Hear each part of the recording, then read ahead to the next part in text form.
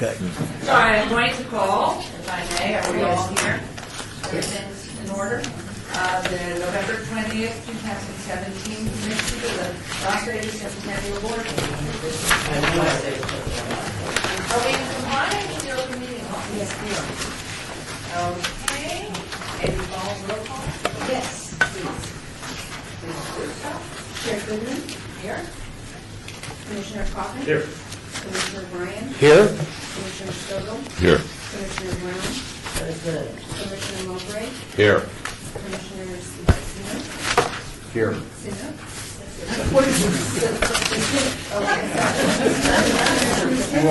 Here.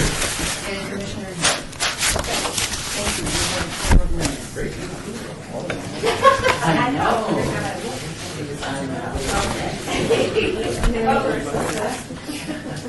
Public comment during this portion of the agenda must be limited to matters on the agenda for action. If you wish to be heard, please give your name for the record, the amount of discussion, as well as the amount of time. Any single speakers will have to be limited. Is there anyone who wishes to speak under public comment? And that will move on to number 4. Why don't you read that whole long spiel you do before council meetings about fire and emergencies and so on? Do you want me to do that? We could always I'll add take that. half an hour, but sorry. No. She has such a mellifluous voice, Councilman. We'd love to hear 30 minutes of it, yes. Agenda item 4. Piece of fire running Possible down. action to approve the final minutes by reference to the regular meeting of September 25th, 2017, special meeting of October 9th, 2017. We'll move that, please. I move for approval. Second? There's a motion and a second. Thank you. Thanks for doing that because Mr. Stoll. All in favor, signify by aye. Aye. Anybody opposed or has changes? We'll wait. Thank you. It carries. Agenda item 5. Report by Mr. Joe Williams, Senior Financial Analyst in the State's Finance Department, regarding the Commissioner of the Las Vegas Centennial budget for this school year 2017-2018. Mayor, Commissioners, Joel Williams, Finance Business Services, City of Las Vegas. I handed out to you a brief excerpt of the budget year-to-date expenditures for the first 4 months of the year. We received for the first quarter of the year $526,905 Centennial plate revenues. Last year at this time we received $520,806, or about $6,100. So plates still appear to be doing well. Information with all the options in the homeless Nevada Yep. plating out there. So we had a nice increase for the year, from one year to the next. So that's good. We have only expended $27,905 for the first 4 months of the year. And one of the large items was $8,000 went to move the Blue Angel sign. I think it's been moved over to the city yard, waiting to see what they're going to do on it. Our insurance was $6,570, and we had some administrative costs of $2,321, which was mainly the mailers that went in the city bills for advertising for the plates. And we paid the Hugh Taylor grant $4,612. So that is the major items we have, and like I said, we only spent $27,905, and we end the first 4 months with a fund balance of $3,620,000. So we're doing real well. Any comments, questions for Mr. Williams? Do we need a motion to approve the budget? No. We'll move on to agenda item 6. Just talk about the Blue Angel sign. The plan of the city is put it in the ground again, but right down there where it was, very close, in a median for all to see. Here are the 5 points. Go 5 points. Oh, great. Just do it a little It is different than the on museum. display, is it not? Oh, it's going to be. Display. Yeah, that's right. The Neon Museum January, it's fundraiser. going to be on display at the RJ for a month, I think, sometime later, early January, for a month, for a fundraiser. Fundraiser for the Neon Museum. Right. Okay, discussion for possible action regarding early payoff of the historic school bond. Mr. Williams, Mayor, Commissioners, Joel Williams, Finance Business Services. In the prior meeting, you discussed that you were interested in paying off the Centennial's commitment for the commitment we made to the city of Las Vegas to pay on the bonds. We have a payment that is due December 1st for $500,000. After that, there's still 2 years left on it. I discussed this with Vanetta Appleyard, the finance director, on the redemption, and what will happen if we redeem it now and pay it off, we will save the commission $34,557, which is basically the interest for the 2 years, and then the commission will have paid their commitment off, and the bonds will be no longer the responsibility of the commission. Well, the payoff, if we go the way we're going right now, we would have to pay, we've got to pay $500,000 this year, and then in the next 2 years it'd be another $1 million. If we redeem them now, we got to pay the $500,000, which is now because it's due December 1st, and then we got to pay $965,443, and then we'll save $35,000. So that's about $1.4 million, something like around about $1.4 million. Well, Yeah, so you're, 500, 900, Right, something in right. that ballpark, $1.4 million. right, it's $1,465,000. We would have to pay, which would basically, Something like make a motion. the commission. What's the downside? Yeah, that's what I What is like. the downside? Is there a downside, no penalty, no nothing? No, there's no penalty to the Centennial. We will be redeemed of it, and the money will go to the city, and they will pay the debt service. Yeah, I've got a question. And we have a question here. What is the coupon on the original financing? I think it's 2.5%. It's only 2.5%. Yes. Do you feel the need to really pay down at 2.5%? Did you say 34? It's your call. I mean, I'm just bringing. Suggestion, sir, you must have thought. Well, you wanted the commission wanted to know about it, so I got the information together so you can make a decision whether you wanted to redeem it or not. Is this the city's obligation? Which Yes, we are it is. providing Right, it's the city's obligation, but the commission, The commission You know, would made a make a commitment. recommendation to the city to pay it off early. Correct. Member Brown? You want me to say something? That's all the question I have. What are the implications for us? We've got the $1.4 million. correct. Would that limit us in some way that we need to be made aware of in terms of what we can do for other grant applicants who come in, and all of a sudden we just may not have enough to do it with that No. kind of an outlay? If we pay that off today, we'll still have a fund balance of $2,154,000, and we still got, 3 disbursements going to come in for the remainder of the year. And I got notice, I think the next one's going to be around $500,000. So that would put us up about $2,600,000 when it comes in at the end of this quarter. And so we'll be pretty close, back to what we were. oh, you go ahead. I had one quick question. Okay, member Trusteau. Just for my, there's no, if we leave it in the bank, there's not a revenue side to this that we're discounting, are we? No. Okay. No. The only benefit to the commission is the interest savings, which is going to be $35,000 that we could use on another project. Joe, Mayor, I'm sorry, Mayor. Yes, please, go ahead. Joe, when are you going to bring it to the council? It's the council's vote. It's a council city obligation, so. Well, right. Uh-huh. That, I'll have to, if you approve it here, the money then, the money will go to the city of Las Vegas, and Vanetta Appleyard, the finance director, will discuss it with Gary, and then they'll have to bring it to Gary or Vanetta will bring it to the council. I thought the payment was due December 1st. Well, that's the first payment. We got 3 payments left. We have to make one December 1st, so there's no discount on that, because it is Okay. mandatory, we have to pay that one. Okay. Where we're saving the $35,000 is on the next 2-year payments. Okay. Because it'd be early redemption on them, which would save the interest and the early payoff on them. Well, I guess I wanted to finish up with, I just want to, don't have the tail wag the dog here. If you're going to recommend, and Vanetta are going to recommend to the council that we prepay for a discount, then I would support this. I just don't know when and if you're going to do it, that's it.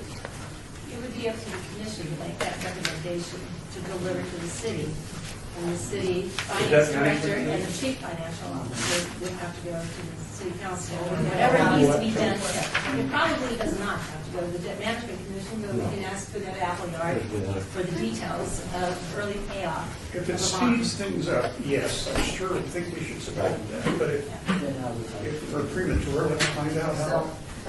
Vanetta Appleyard, Director for the City of Las Vegas. The actual bond documents refer to the discretion. You have already assigned the responsibility to the CFO to do this early payoff if you like. It's in the bond documents written that way. Could we get it on, is it in here, could we get this on the December 6th council meeting? You could. Okay, thank you. I need to get to my good friend Annie.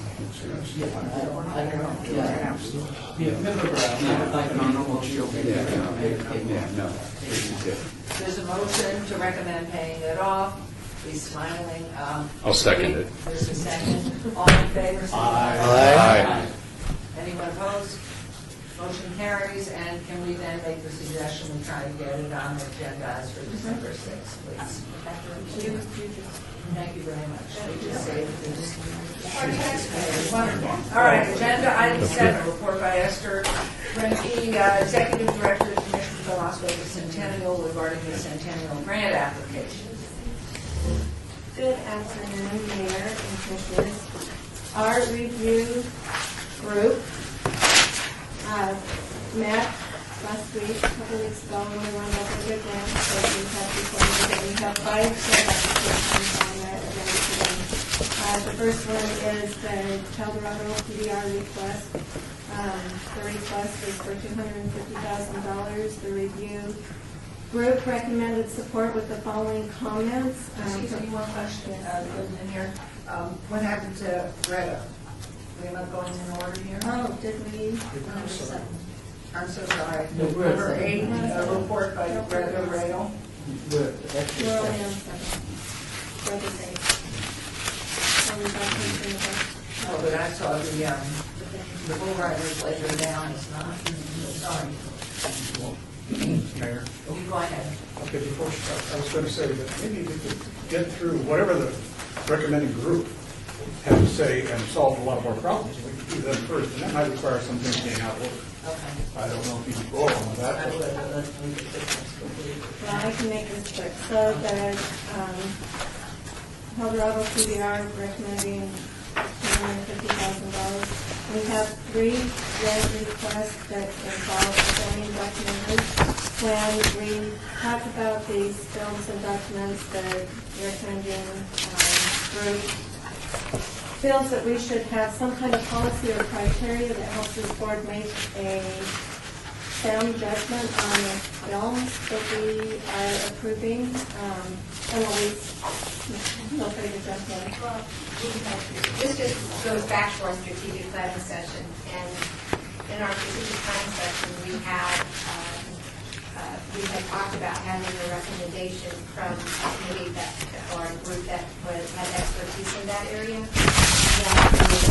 guidance about what we need, what's already been done, so that we actually then can have a proactive list of videos or movies or documentaries that we would like to make sure get developed for our community. And that was, so we haven't gotten there yet. That's part of our strategic plan. We just haven't developed that filter or that however we're going to actually achieve that strategic goal. And so our group was suggesting that maybe we don't do anything until we make those decisions, because that was our whole concern when we had the strategic planning session. We didn't want to move forward, that we didn't feel confident about the purpose of it and what it was going to accomplish. So then we also thought, I mean, we've got 3 really good grant requests on here for films. Anne Prendy with Verdun Song, and like most of you know Anne and her track record that she has. The Centennial for a documentary on Woodlawn Cemetery, and the one with the West Side Schools. So we believe that they are all really 3 good projects. It's just that if you're comfortable enough funding filming projects at this point before we've got a policy or something written that provides us with guidelines. And I've reached out to David Middleman, our communications director, to see if maybe he can help us come up with something or criteria, or it's totally up to the board to review these grants and listen to the applicants and make a decision. Still off for the record, I guess there's 2 points that under Esther's report. One is the criteria for granting. And I think we need that. And I think that there's a couple of good models that are out there. The Department of the Interior, National Park Service, they have all the elements that they grant or will pay for a documentary. And so we could take a look at that and use that at least as a template to and bring something back to this group. But then there's a second part, I think, in reading the Esther's report, and that has to deal with, are we going to look for those opportunities, this commission, look for opportunities in the community that haven't been, there's no documentary, or are we simply going to be passive? So I think there's 2 elements to your report in that area. Yeah, and we did talk about communications could come up with an RFI and send it out through a media release asking for if there's any film producers, anybody out there that wants to send us in their suggestions, areas that there's maybe something out there that we're not aware of. And we can help write that media release to say what we're looking for and let people know. One of our big things is people don't know we've got the money for projects from Centennial. So I think maybe doing a couple of media releases or call for action to see what's out there could be. One other question, and this is for legal counsel. It seems that within her report there is a potential action item of either taking each of these grants and voting on them today, or holding them in abeyance and forming or creating some sort of a process to come up with criteria. Now, maybe that would have to be an agendized item that we create a committee or something. I'm trying to think what would be the best process to go forward on this. Should we come to item 10, and at that point... Well, right now you have these items before you, and Esther, working with staff and the working group, had additional questions and criteria to look at that, but they felt that it was important at this point in time for the commission to have some sort of guideline. Right. Because none exists for film documentaries. And there's a lot of requests that come in, and there's no criteria for reviewing those requests. Right. So, I think at this point in time, probably the best bet, I believe Esther was looking towards people like David Riddleman and other consultants, perhaps, that can work with Esther, and she can bring to you, and also working with the other members of the working group to see if this is the criteria that they developed would be acceptable to the Centennial Commission. Does that need Member, if I might amend it over, I think what's happened is if you look at 10 and 12 and 13, 12 and 13 are also documentaries. Right. So they're all the same category, and you add to it the national, what had you talked about, the National Archives Department to get the guidelines. So I think the recommendation right now from the committee would be to, and from what the review has been under her leadership of the committee, that we go ahead and establish the guideline as soon as we can, and then, which means obey these or table these items until those guidelines. I favor that. And that would be my question. If we simply obey these items, we have to take them as they are. And if between now and then we come up with a new set of criteria and or a new application form, then the abeyance wouldn't work. They'd have to refile all of that. So that is correct, Mr. Stovall. So then the other option would be to have items stricken without prejudice. Okay. So they can make a new application if necessary.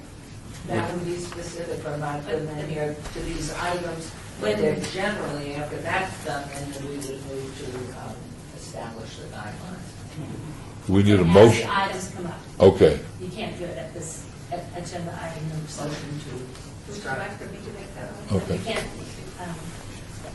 We got to wait until we come up you have to to, wait till the item is Okay. called. On that line, if I could say something. Councilman? I'm a very big fan of these kinds of things, by the way. I hate to make people go through too much bureaucracy in order to get to fit their plan based upon what probably needs an RFI to go out and find people. It could take 6 months to a year to really formulate a policy that you really believe in. It couldn't take that long. So you want to make sure that as you select these things out, and striking does require a re-app, then that's a lot of work. So I think, consider that. I think you're, I think there's a key point, and I think we should set a time that we should come up with this policy within 90 days. Otherwise, you're right, it could drag on because every T we would want to dot and I would want to cross. But I think we can come up with a reasonable policy within 90 days, I would think.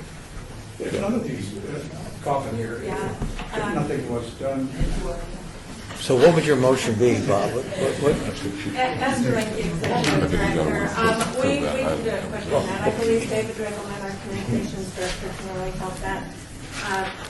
Maybe Commissioner Stoll can Certainly. jump in on the call with your media background, and maybe we can get something going. I will look at the archive, whatever that website is that you got.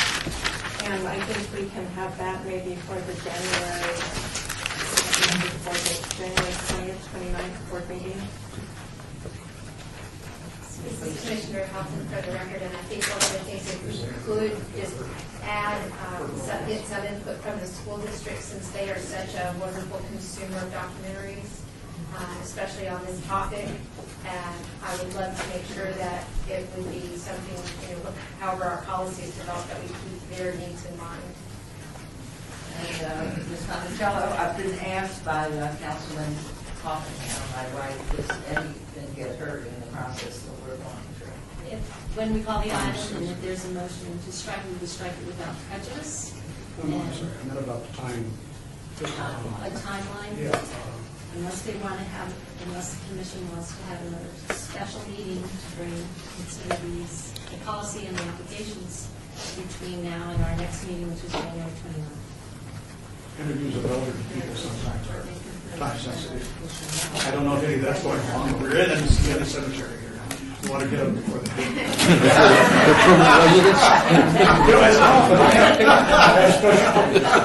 Well, Pastor Ranky, I mean, that's true, just being considerate of the applications that we have in here, I think it's fair to let them make a brief presentation and see if there's, if we've got anybody that's in dire needs of getting the funding today, or if they can wait until we've got this program out, but maybe it's discouraging. Is that the wisest use of their time if the sentiment is to defer action until we have a policy? I mean, are we not wasting their time today? I mean, Well, how about Mayor, it's up to ask, you. is anybody in the audience on any of these items 10 or 12 or 13 time sensitive that would like to be heard today? Yes. Okay. Are we on the same number or all different numbers? Right, okay. How many tens are here? One. Is it time sensitive? I mean, I know you'd like money tomorrow. The irony of it is I applied in September and I kind of missed that window because of timing. And so I got deferred to November, and I didn't experience coming. So it is what it is. I mean, if you think you have to do it another way, I'm just not sure. Very kind. Let me ask then about who's with 12. I think the word dire straits and emergency in neon letters blinking on and off is the key. So I see it. I don't know if you're sitting like in high school. But we're still on item 9, right? We're still on item 7. 7. All right, so there's no action on this. Okay, so we'll move on to. Okay, no action on 7. Okay, so on to 8, report by Greta Rail. Northwind Resources Consulting regarding the final draft for Las Vegas Medical District marker project. Hi there, I'm actually Helena Reuter. I'm Greta's coworker, and I'm the Northwind's firm historian. And I was running a couple of minutes behind, so I didn't get to, I do have a PowerPoint. Is it, Oh, is it boring? That was supposed to be quiet. We all know it's technical. Mike moment. So, hold on.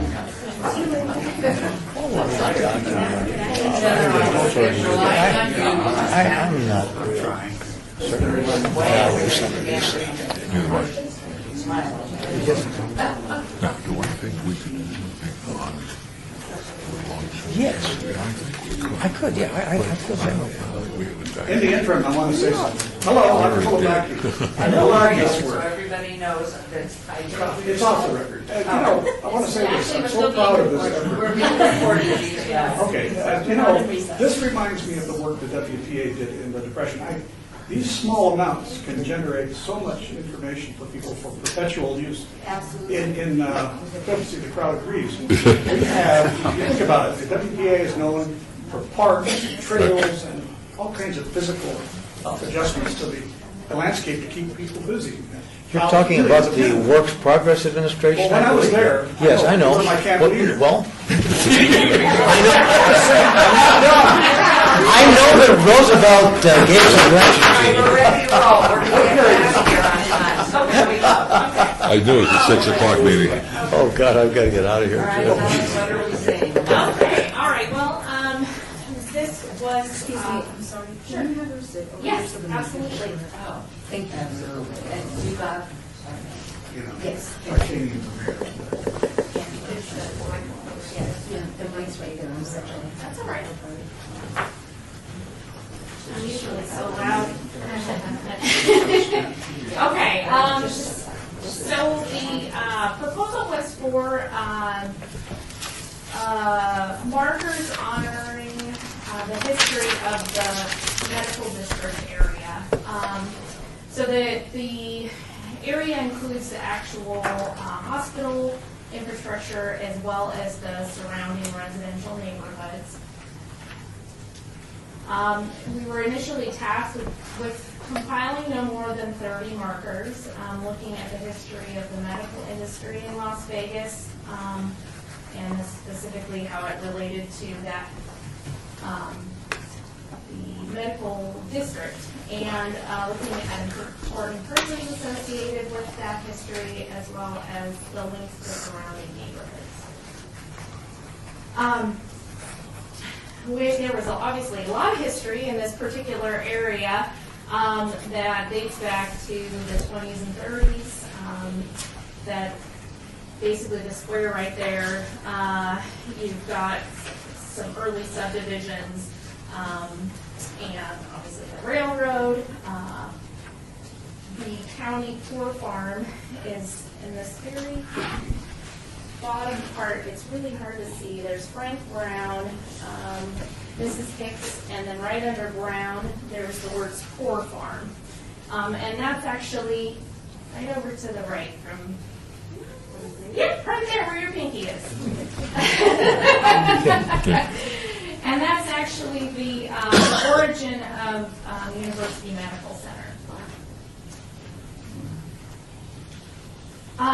So there were a lot of, like I said, a lot of different topics and areas that we researched. We kind of compiled about 29 with the idea that a couple would be overview markers. Okay. Buell's edition was one of those. You had a little trouble reading that, or is that? Oh, I could have done blood. Almighty. Is a subdivision here. We looked at Olumberry, which was also located in this Your area. vein. The Tonopah Tidewater Railroad came down, that's the angled road there. That railroad came through that area. Obviously, the Salt Lake San Pedro.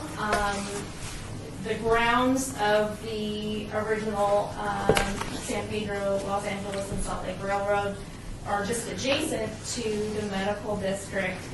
So also looking at the first hospital to be established in Las Vegas there in that location. Do you help me understand?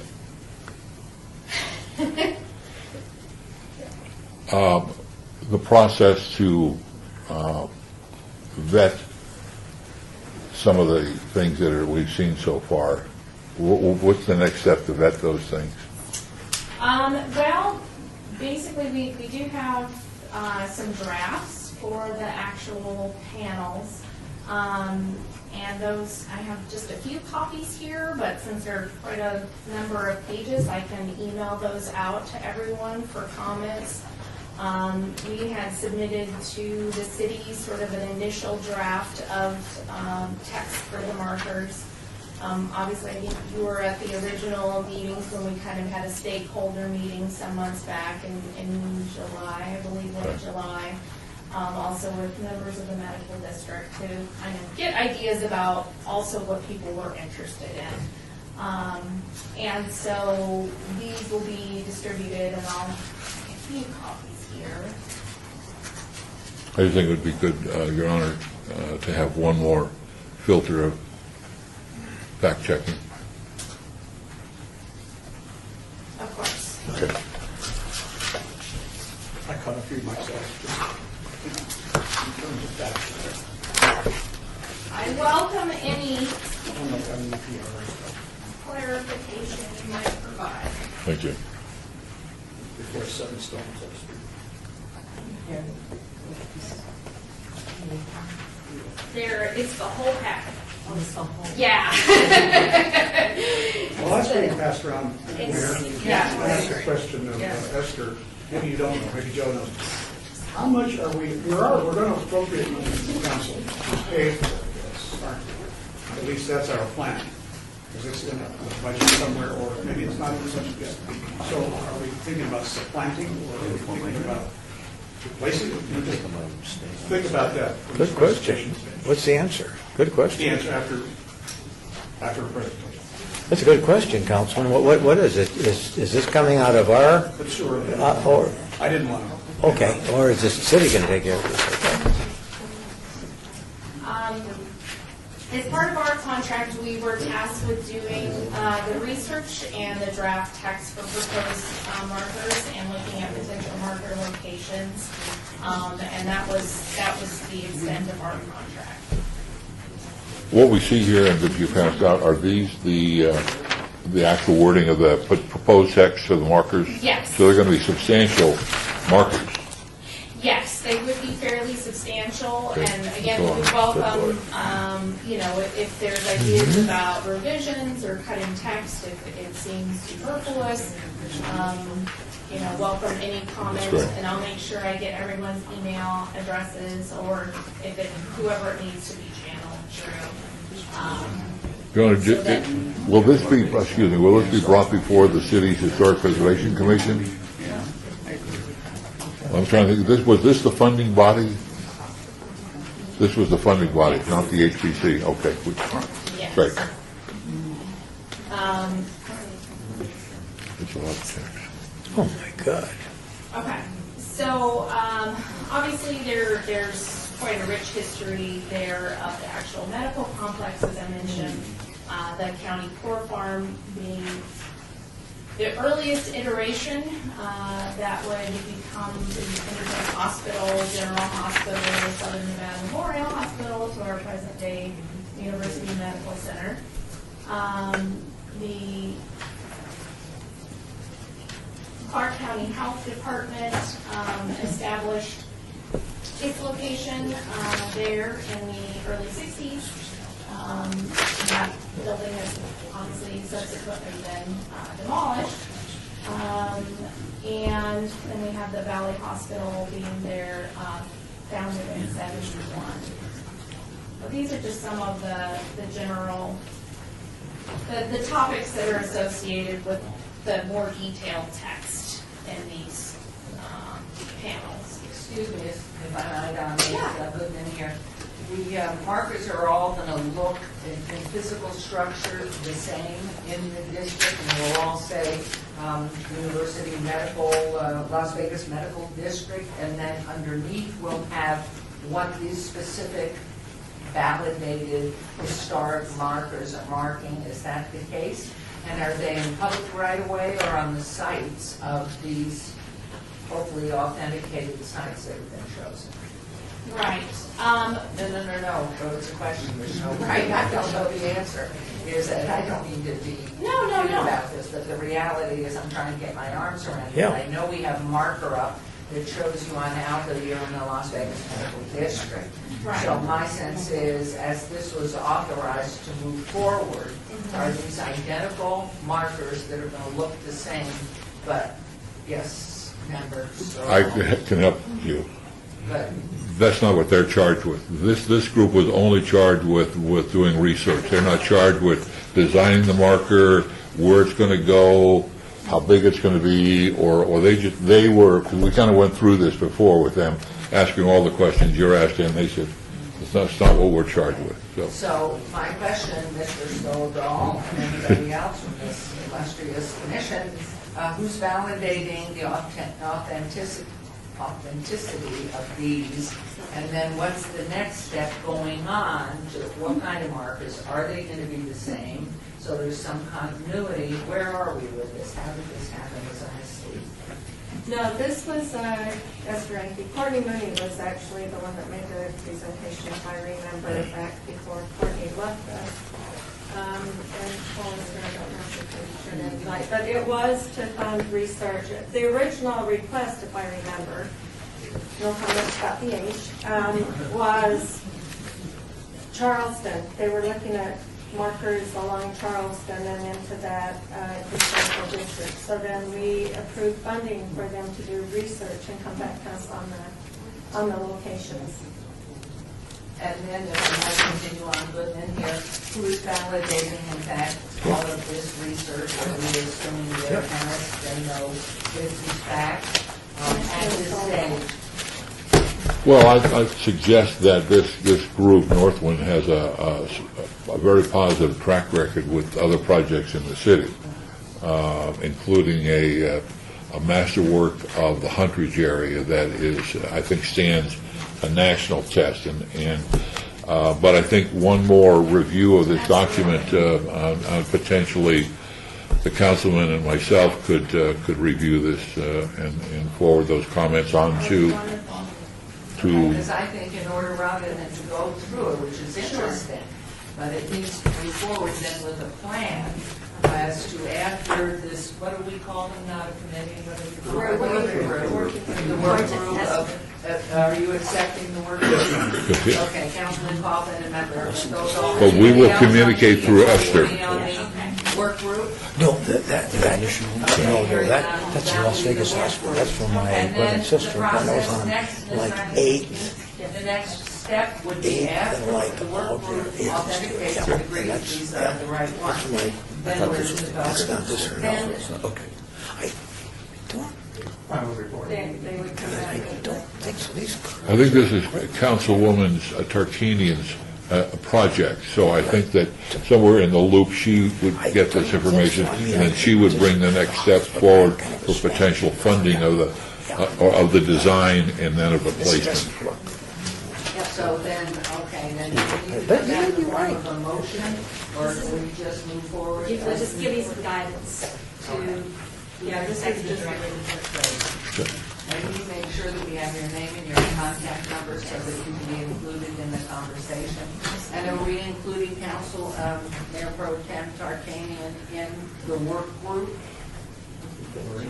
We'll fill her in. This is the way I recall This is as a a work kid group that growing would be up. working with Esther. It would also include Paul Bankston, who is our historic preservation officer, so staff. And we could include either Councilwoman Tarkanian or her staff to work with Esther and come back. Okay, so thank you very much for your report. Is there anything else we need to do with this? Doing fine, Dad. Excuse me. We'll be back. Let's go forward. And then the decision cars are going to look like? Are they consistent? Are they going to replace the same place on the street, on the corner, on a pole, how, so everybody knows what they're going to. We're going to have people spinning them. We could have individuals dress the proper outfit at each side. Okay, thank you very much. Thank you. Okay. Mayor, just one quick question. I know this will come back to this commission at some point, and I will abstain at that point since I own a significant amount of property in the medical district. No. Well, all I have to do is declare. Okay, I don't see any economic gain, but I think it's great for the area. No. Thank you very much. Move on to agenda item 9. I missed that. Are we okay? Okay. Advance item discussion for possible action regarding grant request by Chase Professional Bull Riders LLC in the amount of $300,000 for the production of the 2018 Eldorado Rodeo. Note the applicant has modified the request grant from $300,000 to $250,000. Is that one of our special bulls that is down there? That one is not down now, but it's one of those. Rent a bull. Got a bull shipping going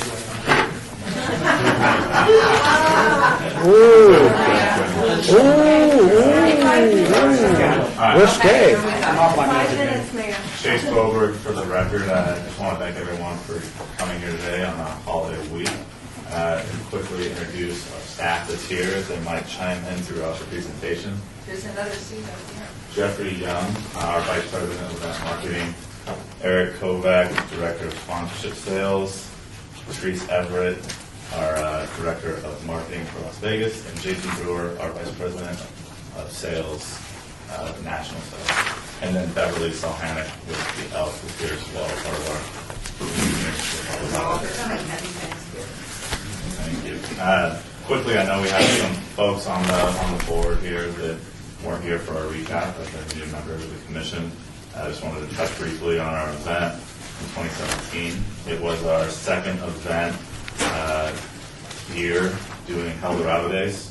It was May 11th through the 14th at the Las Vegas Village venue. Inside of the event, there was 2 PBR Last Cowboy standings and 3 Eldorado rodeo performances. And you can see there, we're about 18% year over year on our ticket sales. Jeff Young for the record. For the 2000 event, obviously after October, we've had to make some decisions on what location we'll be having. Eldorado Days, we actually looked at the downtown Las Vegas Event Center. There's a lot of budgeting to see if it could fit. Biggest issue is just size and visibility in that location. We've also worked with MGM to find what spot works, the owner dates and the event are already booked. So our only option for this year is to go to Mandalay Bay Event Center. So the plan is to go to the new Las Vegas Eldorado Days into the Mandalay Bay Event Center for 2018. We will still do a 3-day event, which will include a 2-day rodeo as well as a PBR Last Cowboy standing. Our plan is still to continue to partner with the Elks, Las Vegas Elks, and also keep with all the City of Las Vegas and ancillary events. We also are going to plan to kind of keep the events going. We're going to have 2 concerts, so we'll have the rodeo, we'll have PBR, and we'll also have concerts on the beach in Mandalay Bay on Saturday and Friday. One exciting change to the rodeo, we'll be changing the format of the rodeo. It'll still have all 7 disciplines, which a normal rodeo would have, but instead of multiple contestants from each discipline, we'll have the top 8 contestants in each discipline. Based on points earned throughout the year from any rodeo, PRCA or non-PRCA sanctioned. It will be a bracket format, and you can see there the winner from each discipline will take home $25,000. That would be this is Jason Bird, by the way. That will be about the 4th or 5th largest. That'll be about the 4th or 5th. No. First, you got to introduce you and get your name on the record. Okay, Jason Brewer. You know you're a cowboy, but you can remove your name. It'll be about I believe now, the 4th largest payout of any rodeo in the country. So the best of us would be. And that is individually the payout or in the totality? No, individual, as far as the individual payout per discipline, yeah. Jeffrey, or Chase forward to the record, Jeffrey Young mentioned it briefly, but the next page is our performance schedule, which will all take place at Mandalay Bay Event Center. On Thursday, May 10th, though, we would kick off the event week on Fremont Street Experience with bowls, of course, and riders as well. We'd have a rodeo performance Thursday night. On Friday, we have our PBR Last Cowboy Standing performance and a post-event concert on Mandalay Bay Beach. Fears we enter a running with bulls somewhere down It didn't do very well. Yes, I was kind of involved in that mesquite. No. Very dangerous. It's not a repeatable offense. No. Saturday, May 12th, we have the parade, of course, downtown with Esther. Then we have a daytime rodeo performance and a mid-afternoon PBR Last Cowboy Standing. The next page, you'll see the Las Vegas Centennial Commission integration into the event. We have the Centennial logo placed on all the in-market marketing collateral. You have the in-arena marketing collateral that you've had in the past, the digital signage as well as the static signage, the booth space on the concourse to promote the history of El Dorado Days, Las Vegas, and I know that in the past we've brought in the Mob Museum and Neon Boneyard as well to help enrich that history of Las Vegas. Some new and improved things we'd like to work on, and we heard back from the focus group. History of Las Vegas and the event was key points we heard back on. We'd like to make a new improved wall, history wall, with the photos of past events, and that would be leading into the venue, into Mandalay Bay Event Center. There's about 150 yards that every person has to walk down to get into the venue. So we'd like to dedicate that whole hallway to the history of El Dorado and Las Vegas, and then also invite the Mob Museum, Neon Boneyard, and other historical organizations to be present there. And then we'd also like to recut our video content where we did a history of El Dorado on the CBS Sports broadcast. We'd like the assistance from the commission on the curation of that. That's great. I would like to add in because Mr. Stovall was on Alone there, and we got a lot of material from prior. How far back were we in the 50s on El Dorado, the film footage? Actually, late 40s. Late 40s. So if you would contact David Ringelman or Melissa Duran on their footage of El Dorado that she's got from the News Bureau and everywhere else, she has it. It's spectacular. So if you're thinking of big photographs or something, these are truly outstanding. I mean, they really are as exciting as the Macy Day Parade and the Rose Bowl, some of those floats that were there. So it can be fabulous. Wonderful. Comments, questions? Couple Yes. quick questions. When you said "we" in the parade, what does the "we" mean? Mainly Esther. Okay, so We just want to include that in our list of events. Okay, I got the impression you guys are going to have a float or something. No, we've always had a float and a presence. We brought our bowl truck and riders and Okay, F-150 okay. down. The bigger question, though, is do you anticipate this commission requesting additional funding for this? We thought this was going to be potentially the last funding year, and I see you've reduced the request substantially this year.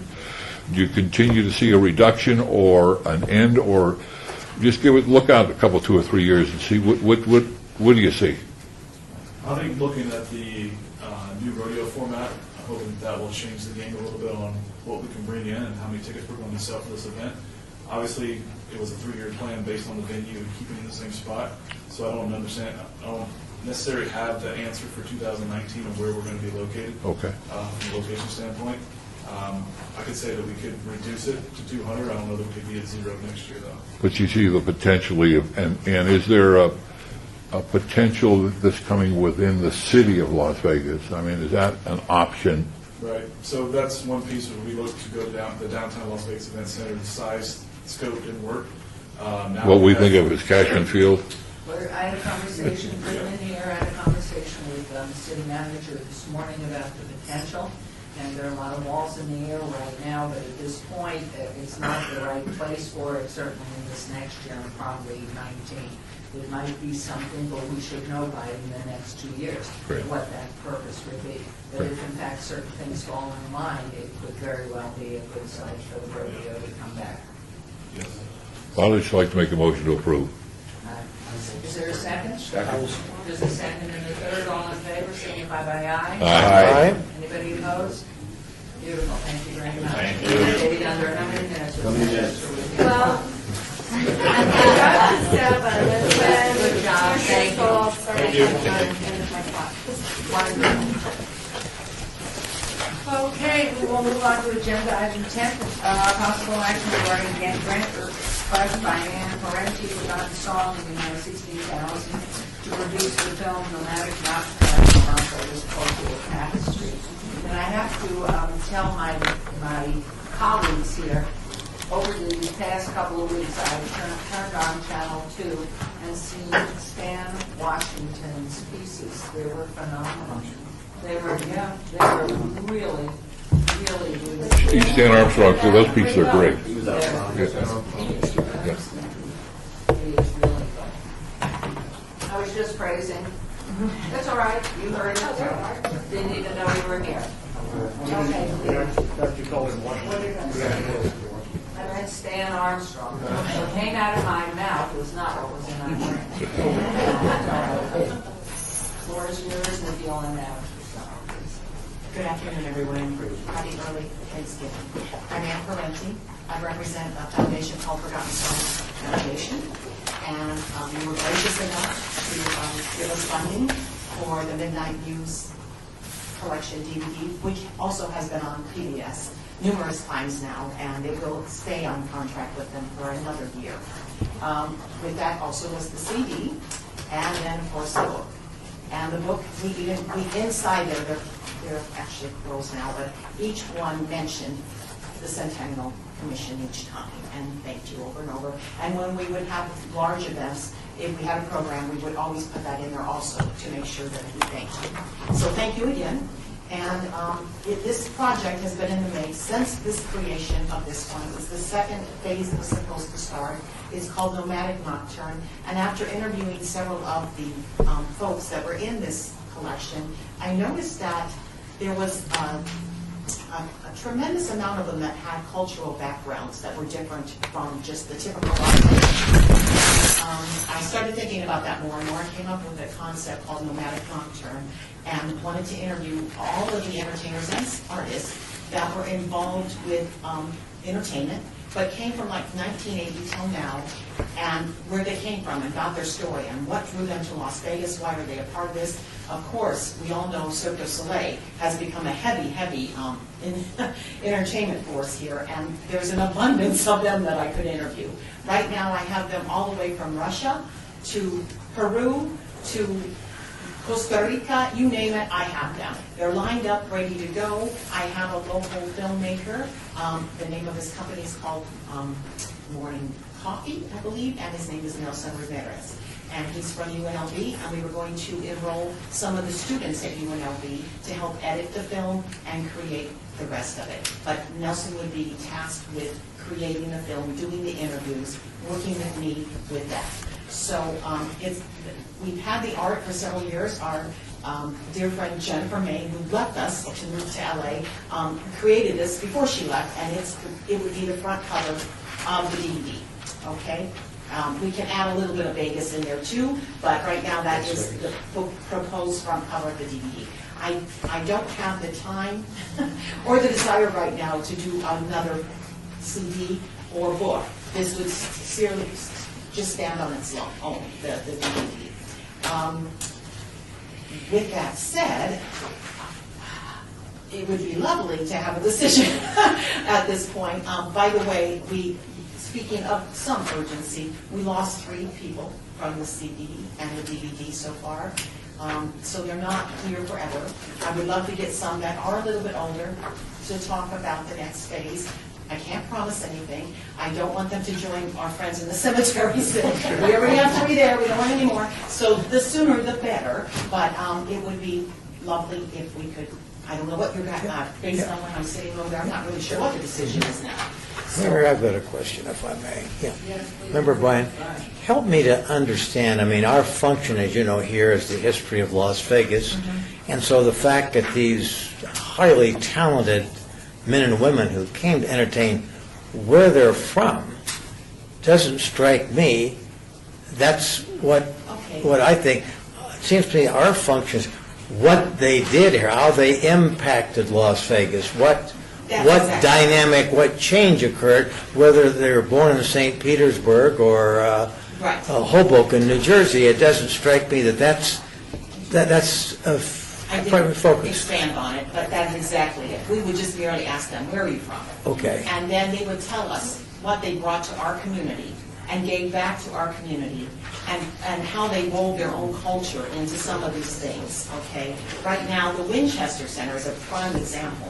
What was the Winchester Center 30 years ago and what performers are there now are distinctly different because of how our culture... Some of us don't even know what the Winchester Center is. Can you enlighten those of us, The Winchester Cultural Center that has entertainers monthly, sometimes weekly there. And they started out with one dynamic of entertainer, and as our demographic has changed in the city and our culture has changed in the city, it has changed into another whole level of entertainment there. So, not to say that it would impact the world here in Las Vegas, but I'm going to leave that story to show how artists and people from all over the country chose Las Vegas to live. They had a million places to choose, New York, Chicago, LA, but they chose Las Vegas and how they impacted Las Vegas in the entertainment and the arts world, and how they did that with their own culture and becoming a citizen of Las Vegas. Does that make better sense? Just real quick, I think that the idea to have a process that has a checklist, which would also include what the senator is asking, what's the relationship under the statute that fits the criteria that, I love Cirque du Soleil, but we're not here to do a history of the Las Vegas Strip. That's not within the city of Las Vegas. And I do have, for me, that is a boundary within the statute that we have to. Secondly, if you were coming and asking for a grant to do this, the New Year's Eve celebration, that's a sense of urgency. If we don't grant you the money now, you're going to have to wait a year. But I don't sense an urgency or dire straits in this situation. Yes, as the mayor said, it'd be nice to get the money now. But I think in this case, we could, but I think if we say no, it would be strike but without prejudice, correct? If that would be the motion, if I were to make one? You would, right now, if you just did a motion to strike without prejudice, and if you would like for her to come back with another application, right, given the newly issued criteria that will, and policy that will be developed, then I think the application will be able to meet the expectations of the commission. I'd like to make that motion that Terry just said. I'll second it. I'll second it. Need a second. Basically, it's to strike without prejudice and let the applicant know that we would look forward with a new application. Oh, correct. Okay, and that was seconded by Member Melton, I think. Okay. And all in favor, signify by aye. Aye. Anyone opposed? And so it is. I'll be back. I mean, can I say something on behalf of an applicant trying to fill out that form? It is very vague. And I wasn't really sure. I called Esther and I go, I don't even know if I qualify anymore. So the more you give us some guidelines, the better it will be for us to come back with more value. I couldn't even figure out how to make this work. And yet I had a great idea. Like, I couldn't even convey that. Okay, thank you so much. Thank you. I mean, I'm going to say the format's great that's here and it's being developed, but we can always tweak it and improve and make it more specific. They're good, but I'm just talking. Really, the correct is to, the motion to withdraw without prejudice. so she is requesting that we withdraw so that we could have the time, the Centennial Commission, the staff. That's what he intended, I'm sure, yes, yes. Do we have to pull back the motion? Well, based on the clarification of the words, I think we're good. Yeah. Does that work? I'd like to withdraw my previous motion. Okay. All in favor, please? Aye. Would you like to make? I'd like to make another motion that with the applicant withdraw without prejudice. And I'll second that. All in favor? Aye. Aye. And does that what you agree to? Yes. And do we have a timeline? Is it the beginning of the year again? We're going to go back? Okay. And you'll let me know. Yes. Thank you. Have a wonderful Thanksgiving. Thank you, thank you. Oh, one good news, we will be associated with the Mob Museum when the Speakeasy opens. They have approached us and now want to show the film. Okay? Oh, good. So, thank you again. And because I It's a mentioned movie you should Stan show about the Armstrong, I speakeasy. did not mention you, but I was talking on the city website, the city film productions, not on PBS, and he may also have had his on PBS, but the others over to Channel 2. Channel 2? Okay. Okay. Bye-bye. Thank you. We're on to agenda item 11, discussion of possible action regarding a grant request by Lynn Bachner, Centennial Las Vegas Genealogy Society, in the amount of $17,850.30 to purchase monuments for the Woodlawn Cemetery. Hello, Mayor. I'm Commissioners, and this is Betty Ann and Jarrell, and we're co-founders of Centennial, and Jarrell is the president and founder of the Nevada African American Genealogy Society. Thank you for that introduction. You took the cap of my speech. Well, on behalf of the Nevada African American Genealogy Society, I am Jarrell White, who is the current president and co-founder, with my husband Arthur White. Our society was founded in 2002, the first on record of its kind in Las Vegas history. I am extremely grateful to speak on behalf of the Woodlawn Cemetery Project. This worthy project evolved from a visit to Woodlawn Cemetery when the Nevada African American Genealogy Society hosted the West Coast Genealogy Summit here in Las Vegas in 2007. So that's been quite a while ago. So we're delighted and thankful to even be considered that we may see our vision come to fruition, because this is the Las Vegas City Cemetery. It's history.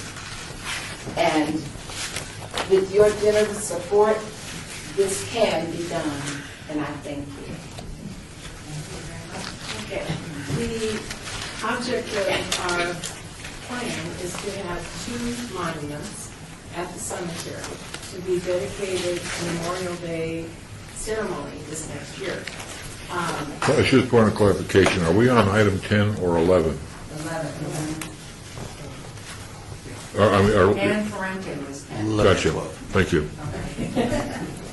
And we have had grant application to the Historic Preservation Committee.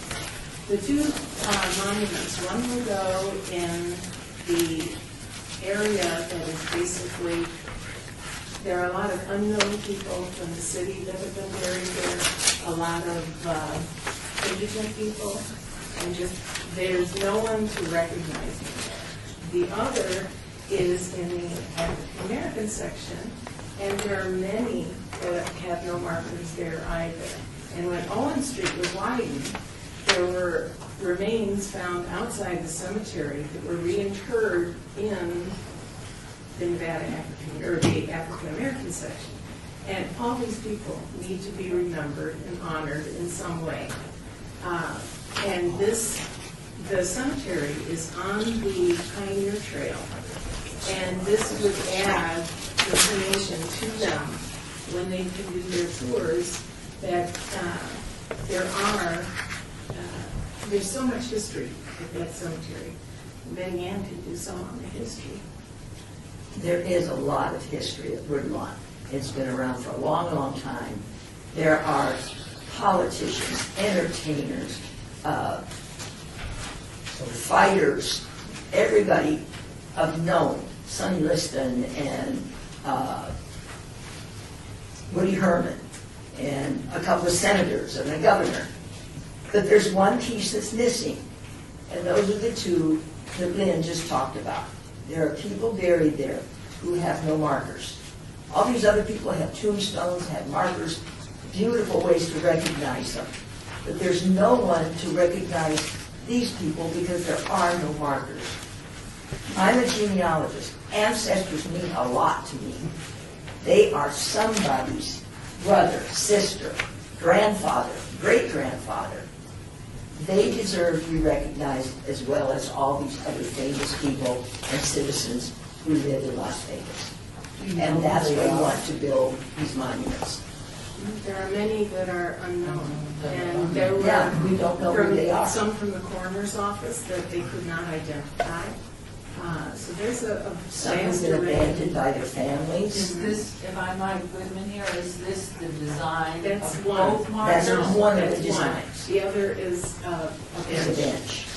And Rick Senninger's here, and he is the head of bunkers, and he manages the cemetery.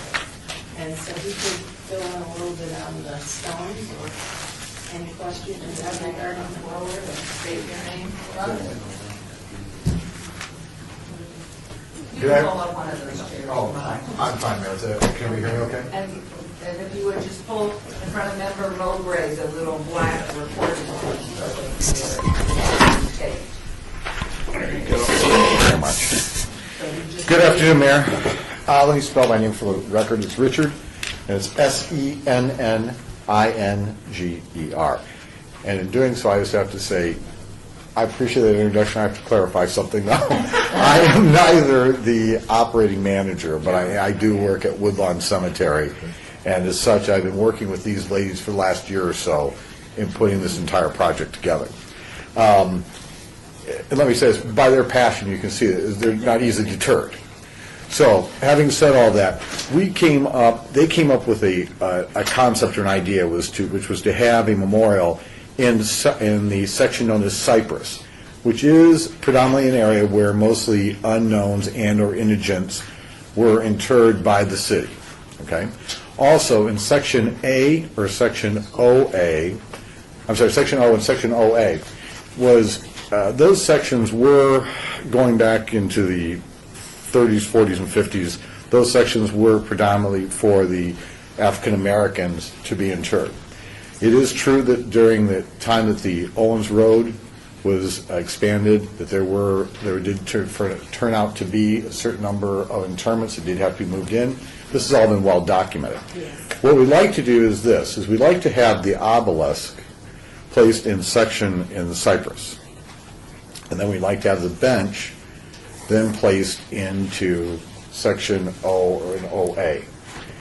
That, in doing so, these ladies also followed the same path that we had with the most recent addition to Woodlawn, which was the veterans that young Boy Scout did, Newcomb.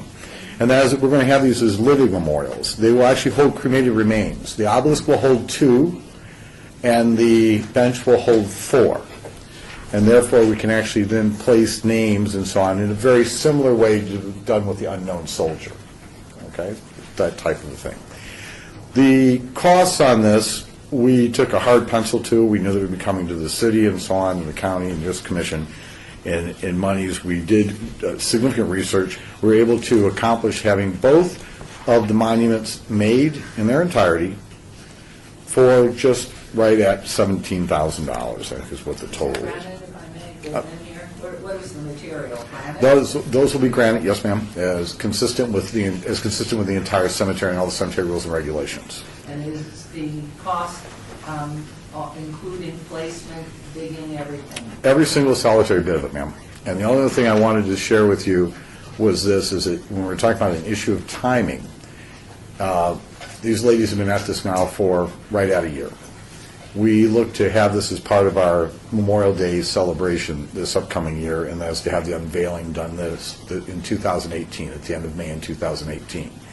Having said that, there is a little bit of a timeline being about 6 months out from where we're standing right now. to be able to have this material cut from the quarries and brought in, and then have it all made. Question, if I might add, why are we not aiming for the African American Memorial for African American February month? May I address that? Yeah. February is going to be an absolutely awesome event, which we would like to invite everyone to. At the Family Research Library here in town at 9th and Clark, there will be a program and there will be a panel of people from the Fordyce Club. Fordyce, Arkansas, they came here and they were the primary thing. And that's where number 12 comes in, because we have a quote from Stan Armstrong to do a documentary on everything. It would encompass that in particular, the February event. It would encompass interviews with people involved in this whole program. And it would also cover the dedication service. And that would be in Black History Month in February? Well, the Black History Month would be the program with Fordyce. But then we'd also like the documentary to incorporate everything about the whole Woodlawn project. Just help me, we're sort of moved on to this, a couple of questions on the monument itself. The decision between a bench on the African American and the monument on the human beings that we haven't identified, why not the other way around? Can I address that? When we had our, yes, I'm sorry. This is Darrell White, president of Nevada African American Genealogy Society. When we initially had the meeting with Rick, Betty Ann and Lynn are the project managers for the Nevada African American Genealogy Society. And they, because the Cypress area was so vast and so wide, that we decided to do the up because it was very visible from that side street. Okay. As Section O is visible to Owens, and the bench and the flower arrangement, the flower pot arrangement would be high enough to see very well from Owens. So that's how that decision was made. And, you know, I didn't have any objection to where the taller one would be, but that was the rationale for that decision, that it is close enough to Orange Street to see. Right. The question I had was, what kind of information are we going to have there? I think it would be important to say that during the 30s, 40s, and 50s, or whatever period of time, that there was a separate section for African Americans and some sort of this shows people, school kids or whatever, they can read, they can see that. Are we going to have that sort, or is it just going to be a bench? No. To clarify, there's a graving space on the bench itself on 3 different sides. On the obelisk, there's obviously on 4 sides. And included in our pricing and so on was the ability to have that done. There's no additional cost that was factored in. As far as the verbiage and the wording and so on, I yield that to the committee itself to be able to do and to determine what is appropriate language to be put out there.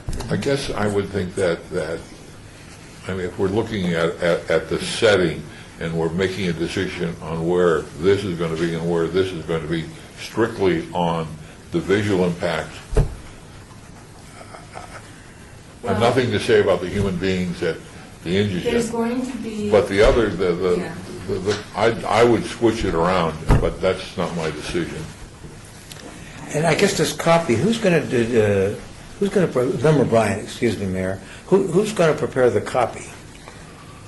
The committee will. Well, and I, with in no way impugning your erudition or scholarship, but that needs to be reviewed, because there's a lot of things around town that, you know, out there that, to the best of intentions, simply not accurate. I'm just kind of curious, who is the governor that's buried in there?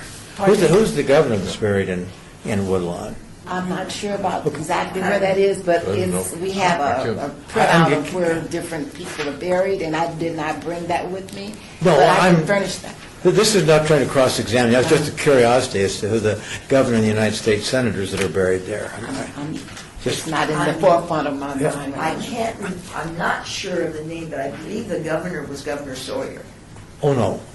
No? I've been to his, I was Because I there got for the his. list, and, No, it's not Yeah, Sawyer. yeah, he's right out. No, it's not Sawyer. Member Sinnock for the record. If you Google Woodland Cemetery, you see some pictures. A lot of people are really in trouble down that area. Is there anything we could do in the monument that would help them in some way? Maybe it's a drinking fountain, something simple, rather than just, stone monuments that people may or may not, benefit from. But I just said there's some way to spend this kind of money to maybe help somebody down there too. That sounds like a very good idea, and we certainly would consider it, but we would have to factor in the cost of that and to see how we can do that. And I'm very well open for suggestions. However, I must say that we had a really good talk with the first person that we spoke with was Courtney Mooney, and she made it clear that all of our wording had to be approved by the commission. And so we have wording that we would gladly submit to you right now that we're considering, and we were open for any suggestions or corrections that may need to be there. But this is definitely going to be historic, and we want it to be correct, and we want it to be appropriate to remember the souls that are lying there that are not remembered. If you could still dedicate Yeah, to those people. yeah, and a lot of them were African Americans that came up out of Owens Street and buried in Section O, but that's my focus. But we wanted to involve everyone, because Betty Ann was my inspiration when she told the story about when she went to visit Woodlawn Cemetery after I brought back the news that it was a woman there that was visiting a grave that she purchased the marker for. And can you just 1 minute say that story, but 30 seconds? That's what was my inspiration of getting all this to come into fruition, was because people need to be remembered. And Betty, could you just briefly tell that story? well, this is the third story in 2016 at the memorial service. A lady came up and was talking to me, and I was talking about the monuments and so on, and she had a friend who had apparently more or less befriended a homeless gentleman. She used to take him sandwiches and help feed his dog and that kind of thing. And when he passed, she knew from having talked to him that he had no one. And that this lady told me that her friend told her that she had put one of the markers on this man's grave. And like what Durrell said, that hit her. That somebody thought about remembering a homeless man who had no relatives. We're talking about a lot of people who are not being talked about, don't be recognized, don't have markers. Mm-hmm. And we just felt like in each one of these sections, there were people there that deserve to have something to let people know that they're there. We may not know their names, but we're going to have in the wording that these are people that deserve to be known because they aren't right now. And that's they're as much a part of Las Vegas history as all the other people who have the elaborate tombstones. And that was my point. This tombstone that was there said, "My friend." That's all it said, "My friend." I'd like to make a motion to approve the, Woodlawn is clearly a historic site. I mean, it just is, and there are lots of stories that are there. So there's a motion by member Stovall and a second by member Bryan and a third by member Gray. All in favor, signify by aye. Aye. Anyone opposed? So are we going to see the design and the copy before it goes forward? Yes, you will. Final approval has to come from the commission. And the design of the monument, everything, we're going to see all of that? Closest section to Owens. Right, I know exactly where it is. And the cross street, of course, you know. Right. Before the record, the commitment is that we'll see the design before and the wording before it's finalized. Absolutely. Absolutely, Mayor. Good seeing you again. Thank you. Thank you very much. Don't go too far because I think 12 you just said Right. is part Yes. of what you're doing. The next one. So we'll move on to, yes, please. Is Jimmy Gay buried in the Fort Rice section? interred there. He's from Fordyce, he was from. Yeah, he was from Fordyce, so am I. I was born in. He was one of my mentors. Really, he's such a nice fellow. I remember him when we were little, and when they were talking about the Heldon Power Parade, I thought about all the times I used to cross over going downtown to see the Eldorado Parade. And I'm very proud to say that the Nevada African American Genealogy Society has been in the Eldorado Parade. The little jingle bells. Other notables, Nick the Greek, famous gambler, But there's even more than that. and 8 Civil War veterans. Possible action regarding grant. I just wonder who it was. Request by Nick Bachner, Centennial Las Vegas Genealogy Society, in the amount of $8,000 to produce a documentary on the Woodlawn Cemetery. The project, the whole project, which also includes this big February event. And so there will be a lot of history involved in the documentary, especially with the Fordyce Club representing our panel. And it would be an awesome experience, and this whole process has been an experience. I don't know if I'd say awesome. Well, anyway, can I just add one thing, Mayor?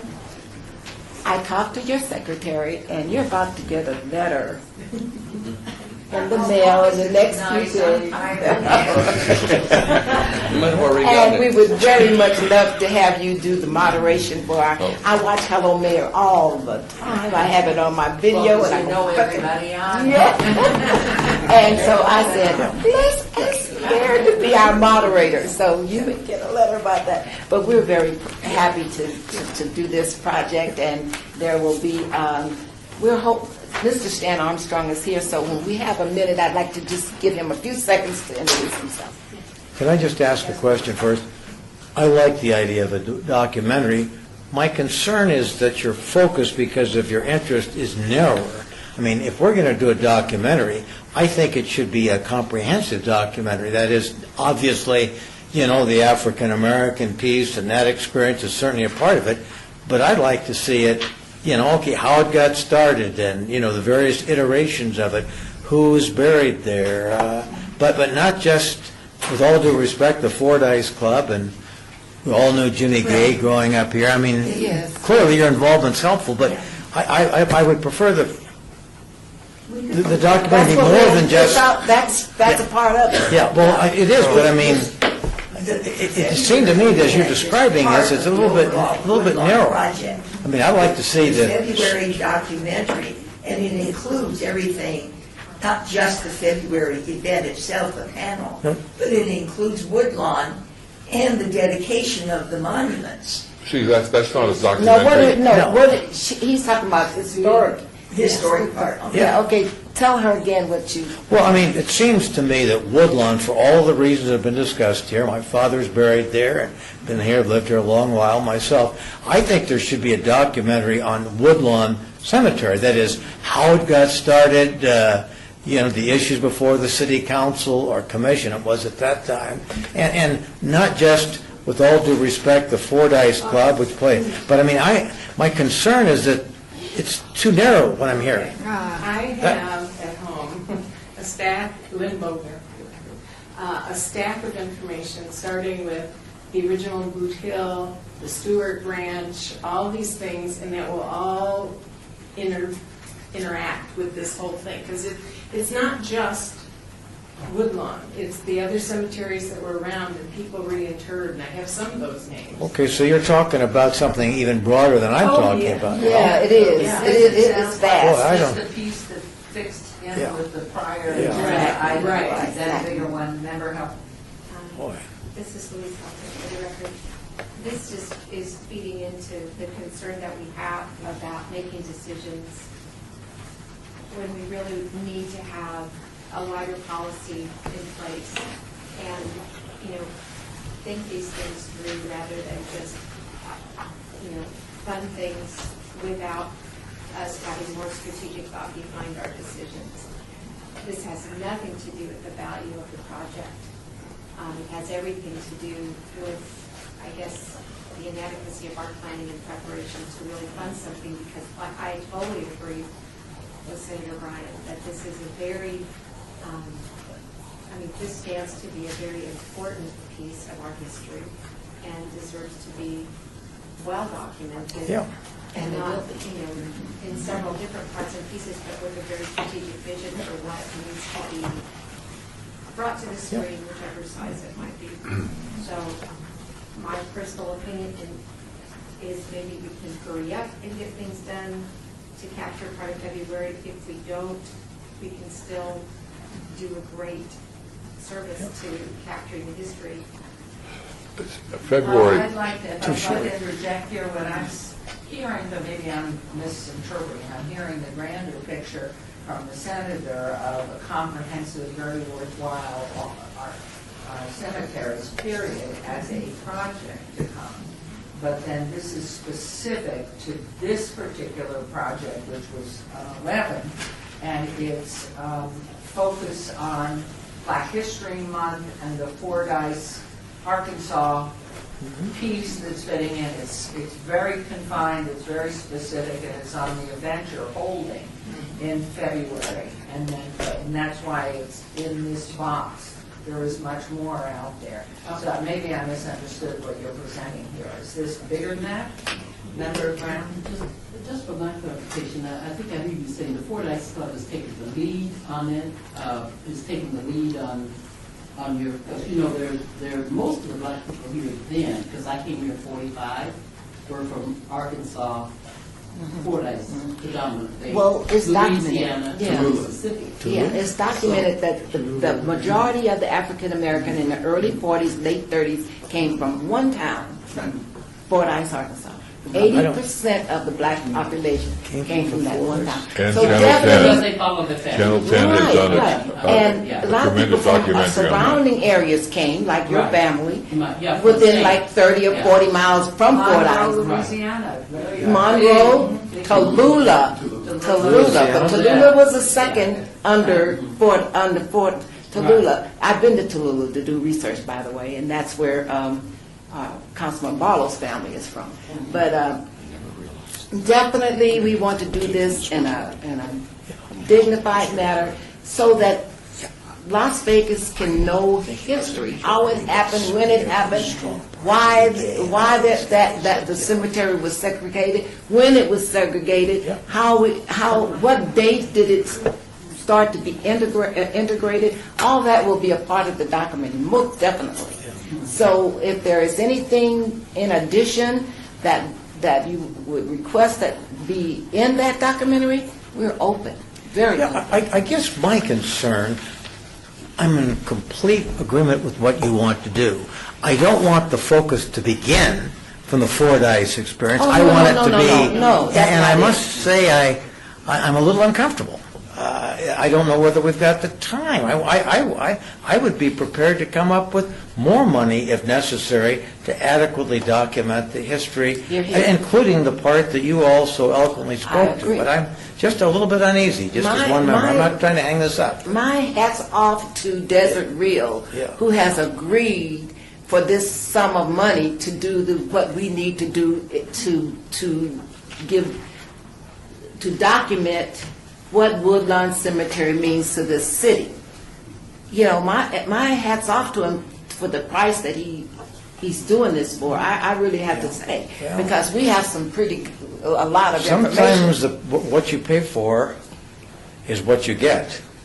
And this, it strikes me, is something we should not do on the cheap. I'm not suggesting it open the coffers, but I'm just a little bit concerned about that. Well, I would definitely invite your... It is a great project.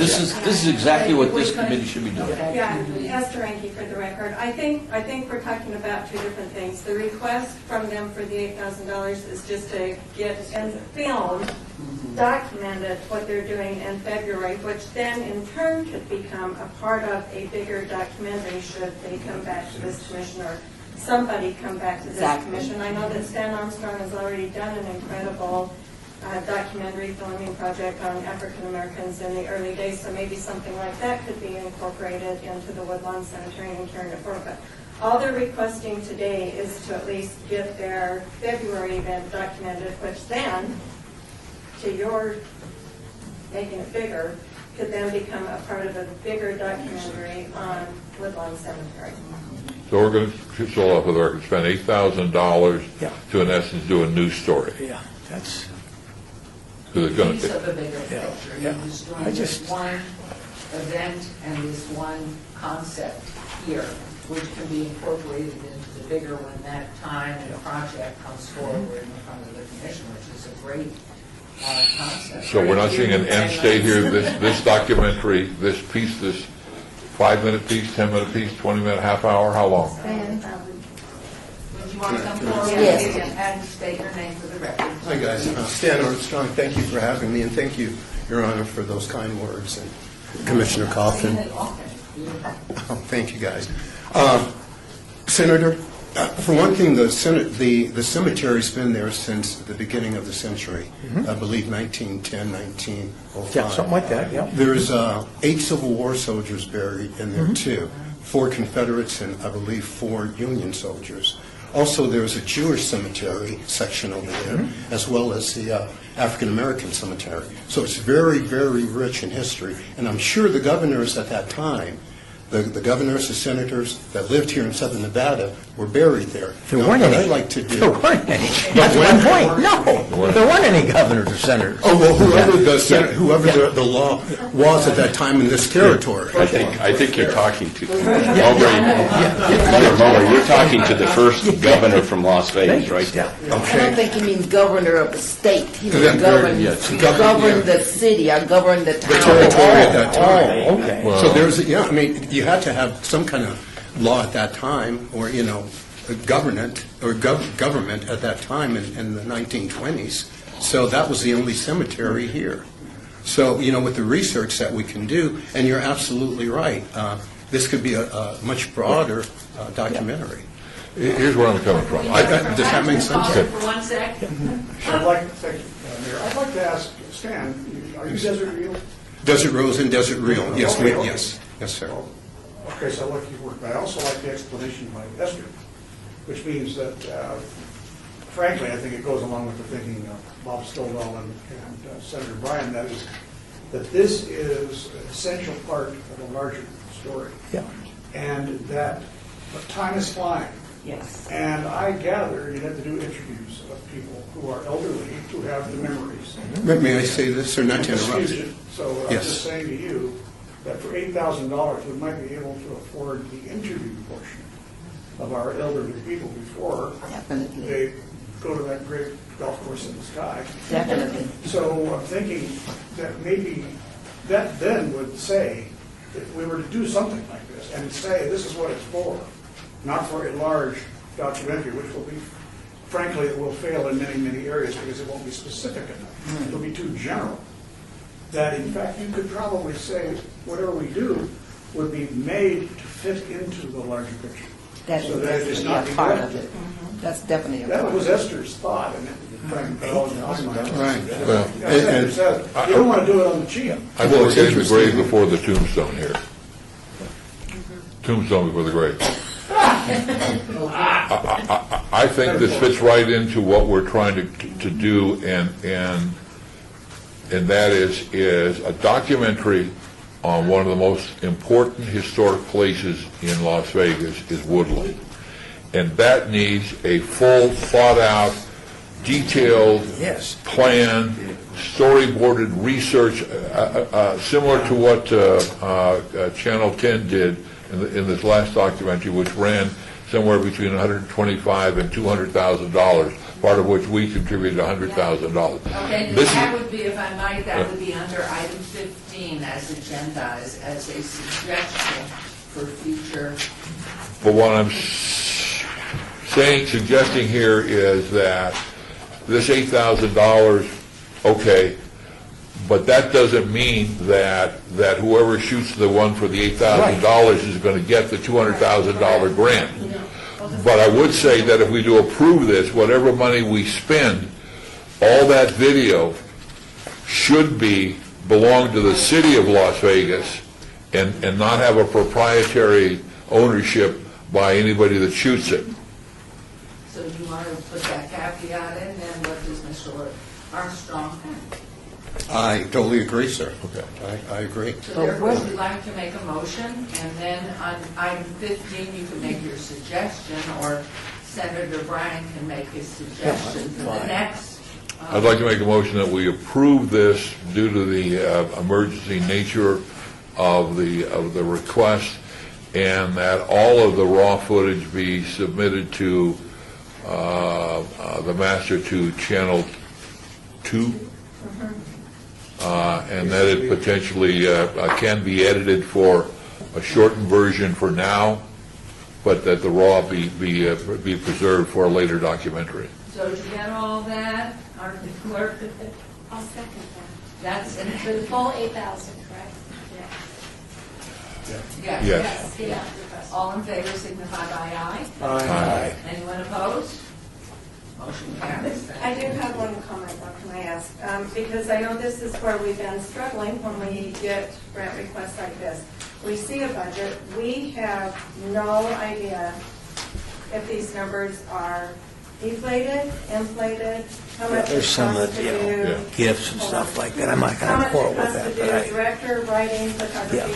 Like, those to us are just Japanese, basically, on the paper. So that's part of the research that we're going to be doing in our documentary.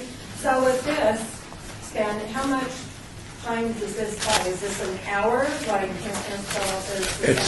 It's roughly 58 minutes, including running time, running credits and so And forth. this is basically a final project, right? Or Pretty much. I mean, I'm doing it for $8,000, and it's going to be a great, great project. Exactly. I know. So our committee, our work group will finalize it.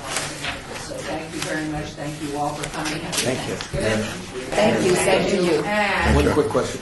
I think, actually, I like this conversation we just had, talking about what these projects, these film projects, can be. Yeah. And what they bring to us historically. And I think as this work product goes forward, I think the idea of having a better storyline, projection of storyboards, lets this organization, this commission, say, we have a good idea what our finished product's going to be, and we can endorse it, or we can say, hey, it doesn't meet the mark. So I think it may put a little more burden on staff, but it may put a little more burden on the applicants, but I think it gives, ultimately, what we go back out to the community and say, this is what we need to see on a film project, will give us much greater comfort in making a decision. And when we look at it, it's 8,000, and we know that what they gave us in the story and everything is probably 15,000, we can give them good feedback at that point in time. thank you very much. Thank you. Okay, we're going to move on to item 13, discussion for possible action regarding a grant request by Jerry R. Smith, Vice Chair and Secretary of the Historic West Side School Corporation, the amount of $50,050 to produce a documentary on the West Side School. By the way, just to say, we need to make sure that the standards in this are the same standards that we used in the larger documentary, so that we have compatibility. We don't look like, is it film? Is it film to tape? Is it tape? All the things that we have to work hard about that are larger ones. Yep. So that they blend together. Mayor, I may have to excuse myself. I don't want to deprive you of a quorum. You're all right? We're still okay? Okay. Yeah, we do. Okay. All right, so you want to introduce yourselves and have at it. Yes. Thank you, Ms.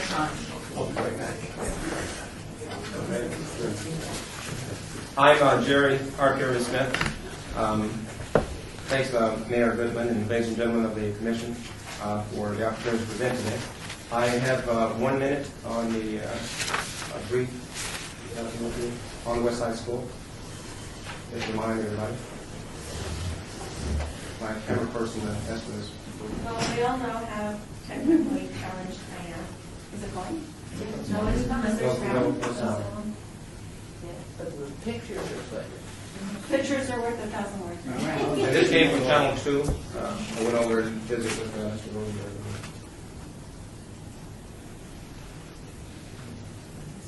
Cancel your own.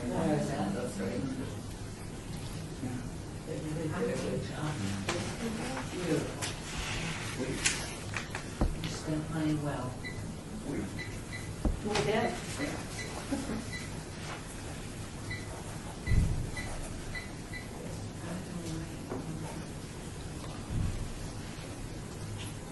Sorry, Jerry. I thought it was a good idea.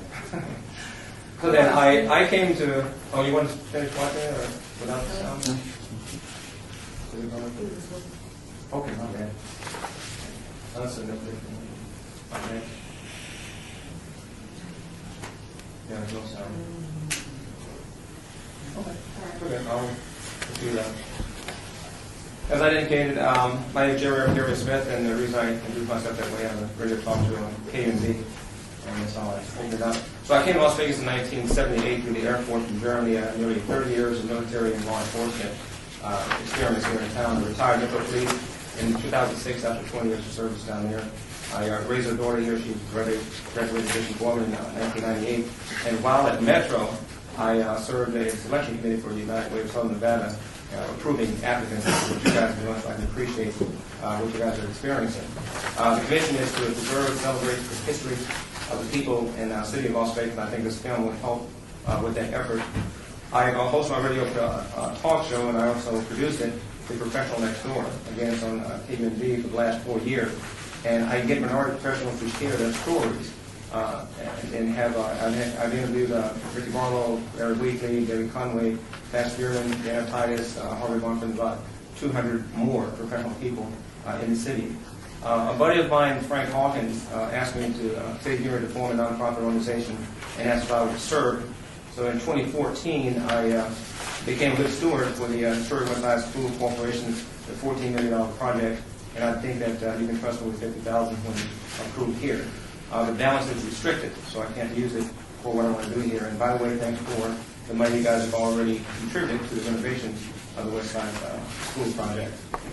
This project will be a full-length documentary that features and highlights the success stories of the alums who participated in Prosperity, the American Dream. It is about the alums who became community leaders, role models, and public servants, such as Ricky Barlow, yours truly, and Sam Brown, retired Morris Albury, retired Black Fire Chief, Dave Washington, and many more success stories will come out of that. The next focus will be on the capital city of Las Vegas. Their successes would not have been possible without the great city behind them, and Vegas has provided opportunity through good leadership and government officials and its unique, resilient economic climate. Vegas is a small community still, but has virtually every ethnicity represented on earth here. I stopped at the Channel 2 last week and received some good advice from Mr. Rosenberg down there, and he told me that I could use the material that they have on the history of Las Vegas, and I know this is going to prove invaluable.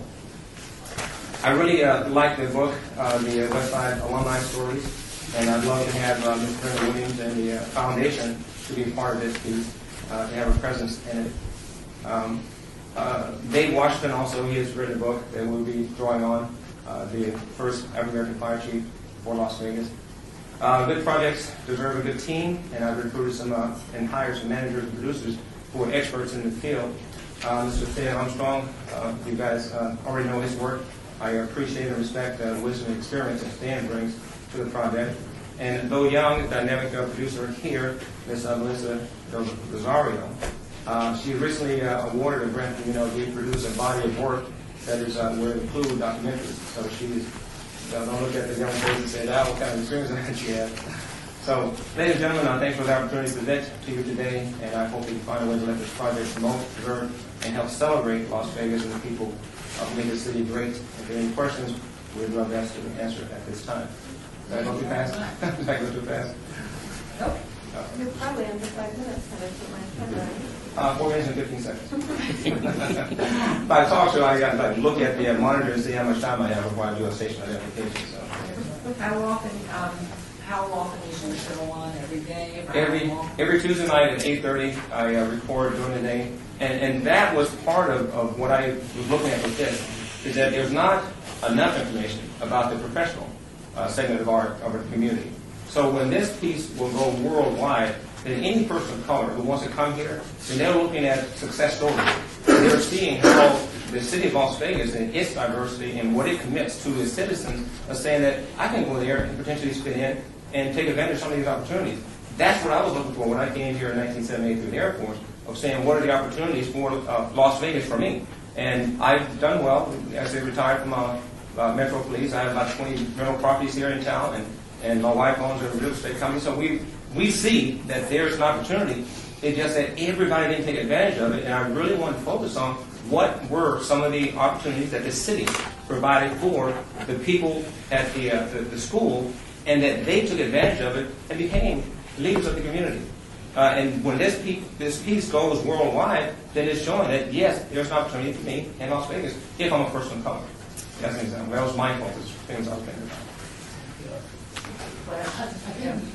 Member Brown, Yes. I think what I'm hearing from your presentation, and correct me if I'm wrong, you have here that you want to do your documentary on the historic West Side School. Yes. But what I'm hearing from you is your presentation is more on the African American community. Am I misunderstanding? No. It includes that. The focus is the historic West Side School and the alumni members. So that would include yourself and anyone else who has gone there. Right. So then now, with that, I'm also including Las Vegas. Had it not been the opportunity that Las Vegas provided for, then the success of Dave Washington, yourself, and Ricky Barlow, and Marcel Berry, and all of them. Okay, then that leads me to how is this going to differ from what Brenda has done with the book that has communicated for? And obviously, you know that we've invested money. Yes, I gave you kudos for that, of course. I understand. Yeah. So, I would like to have Ms. Williams to be a part of the piece, the documentary, to use it as a resource as well. Right. Yeah, so there's no problem there. No, that's not my question, because that would be between you and her. How is this going to differ from what she did? Because if you look at her book... Oh, yeah, I've gone through it. Fred gave me this copy. So what you've actually done is identify how the school affected not only our youth, but contributed to the contributions that we were able to make as adults. And I was inspired by that as I read it as well, to say that is a great emphasis of the... no respect to Stan's work, we do need the value of history of the Mississippi, of the West, and all that. But when I came here in '78, I didn't see that. I started hanging out with...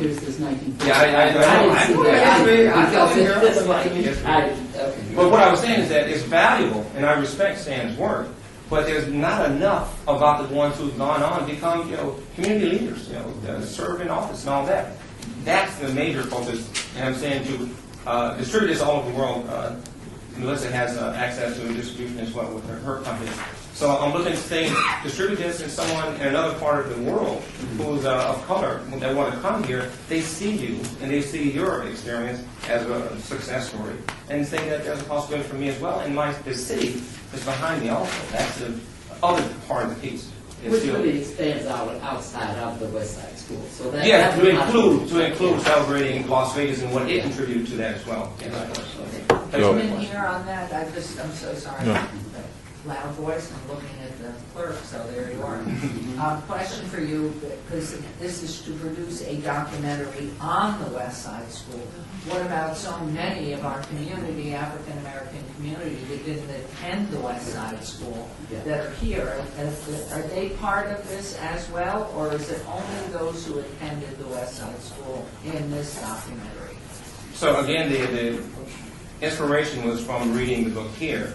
So I am not going to exclude necessarily the other members of the geographically traditional West Las Vegas community, but the initial and major focus would be on the West Side School, the historic West Side School, and again the city. But again, would your the people upon whom you're focusing, will they have to have shown that they live or had lived in the historic West Side?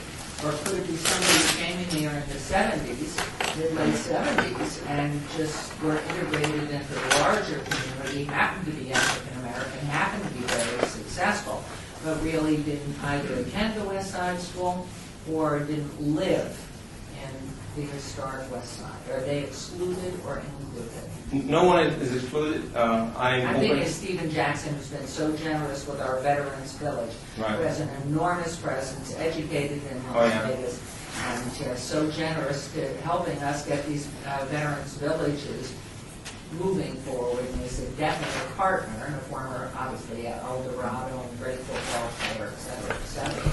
So I'm specifically. Yeah, I understand, and I can appreciate that, and I'm okay with expanding it. It doesn't have to be only with the people who went to the West Side School.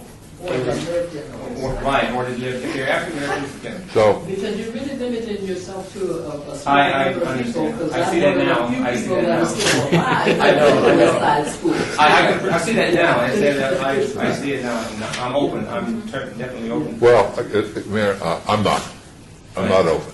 Okay.